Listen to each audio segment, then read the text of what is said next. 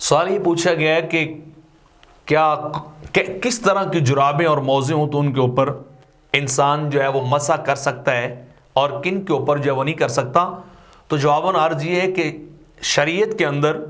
حدیث کے اندر ایک خاص قسم کے موضوع کا حکم آیا، جرابوں کا حکم آیا، جنہیں موضوع سے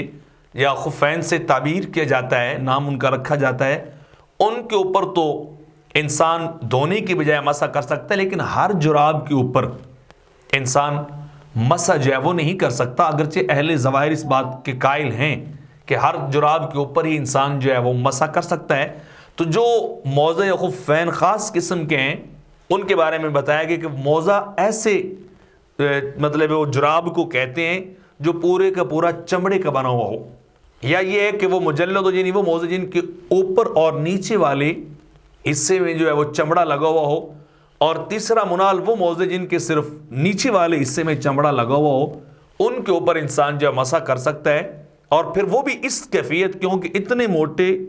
اور وہ گاڑے ہوں کہ ان کے اوپر اگر پانی گر جائے تو پانی نیچے سکن کی طرف، قدم کی طرف جو ہے وہ نہ جا سکے، وہ کراس ان کی جو ہے وہ حد کو نہ کر سکے.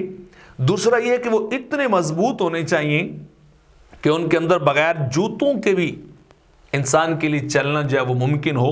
اور تیسری شرط جو فقہاء نے لکھی ہے کہ وہ کسی چیز سے باندھے بغیر بھی اس طرح کی ہو، بنے ہوئے ان کی بناوٹ اور ساخت اس طرح کی ہو کہ وہ جسم کے اوپر جو ہے وہ بند ہو جائیں، چپک جائیں، وہ اترے نہیں اور جسم کے ساتھ وہ لگے رہیں. تو یہ شرائط ہیں. اگر یہ شرائط کسی ایسے چیز جس کو آپ جراب بھی کہتے ہیں، ساکس ہوتی ہیں، ان کے اندر بھی پائی جائیں تو ان کے اوپر بھی مسح جائز. اگر ان کے اندر یہ تین شرائط نہیں پائی جائیں گی تو صرف جن کو جراب ساکس کہتے ہیں ان کے اوپر مسح جو ہے وہ جائز نہیں ہوگا. صرف موزوں، وہ چمڑوں والے سے بنائے گئے جو موزے ہوں گے خاص ایک وضع کے، جو عام طور پہ بازار میں ملتے ہیں، لوگ جانتے بھی ہیں، ان کے اوپر جو ہے وہ جائز ہوگا، ورنہ کسی اور جراب کے اوپر مسح جائز نہیں ہوگا.